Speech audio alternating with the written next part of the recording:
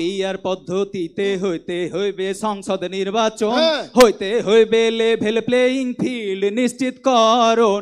না না হে আবার কি হলো? ফের উল্টা পাল্টা কথা কহছিস তুই।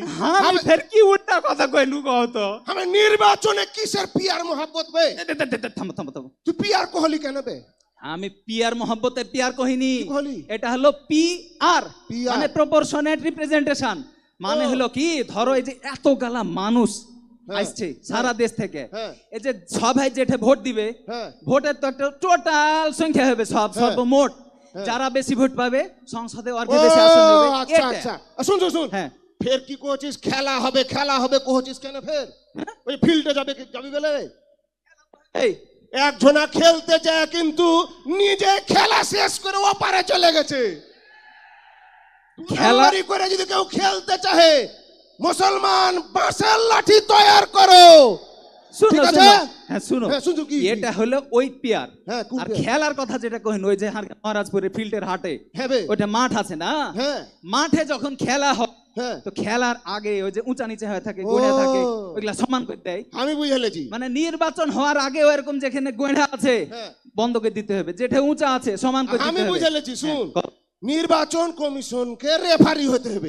একদম ঠিক কথা। খেলবে এসব দল কাউরির সাথে যেন ফসনসি না করে। একদম আমি বুঝালেছি, নির্বাচন কমিশনকে খেপা ও বুঝালাইনি 17 বছর কি হয়েছে, বেশি রকম টালটি বাল্টি করে বাঁশের লাঠি তৈরি আছে। ওইটাই কইলো পিয়ার পদ্ধতিতে হইবে কি কইনো আমি পিয়ার, মনে থিবা কিন্তু দেশ জনতা সবাই যেন মনে থয়।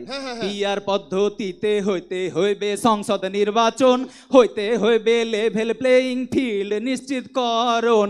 না না হে প্রবাসীদের ভোটাধিকার দিতে হবে কথা নাই আর, প্রবাসীদের ভোটাধিকার দিতে হবে কথা নাই আর, প্রবাসীদের ভোটাধিকার দিতে হবে কথা নাই আর।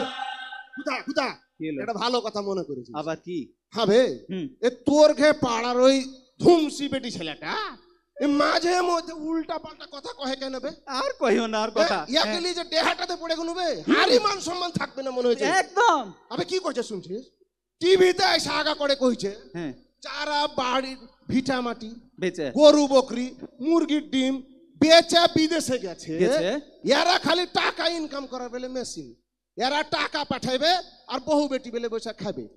এরা ফের কেনে ওই দেশের মানুষের লাগে ভোট দিয়া নির্বাচন করে। শুনো না, আচ্ছা কহাত তো তুই বিদেশে 1.5 কোটির উপরে বাঙালি আছে। হ্যাঁ বে, এই বাঙালি বাংলাদেশি মানুষ যারা বিদেশে আছে এরা টাকা পাঠাইছে, এর ঘে টাকাতে দেশের অর্থনীতি সচল হয়েছে।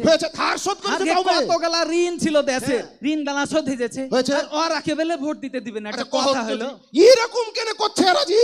এরকম করা যাবে না। প্রবাসীর ঘে ভোটের অধিকার দিতে হবে, ঠিক আছে?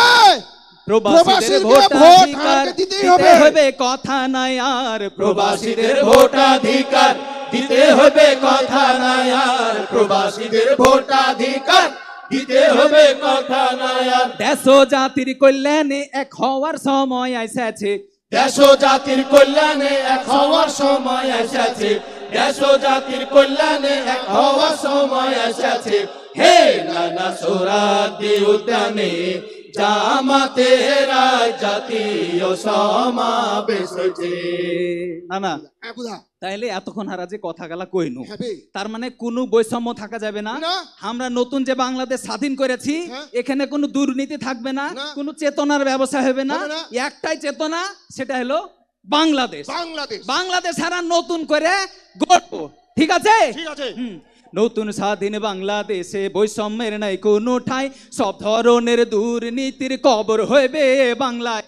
না না হে সুশাসনের সম্প্রীতিতে সবাই মিলে থাকবো মেতে, সুশাসনের সম্প্রীতিতে সবাই মিলে থাকবো মেতে, সুশাসনের সম্প্রীতিতে সবাই মিলে থাকবো মেতে। বাংলাদেশ জামাত ইসলামী এই আহ্বান করিছে, বাংলাদেশ জামাত ইসলামী এই আহ্বান করিছে, বাংলাদেশ জামাত ইসলামী এই আহ্বান করিছে।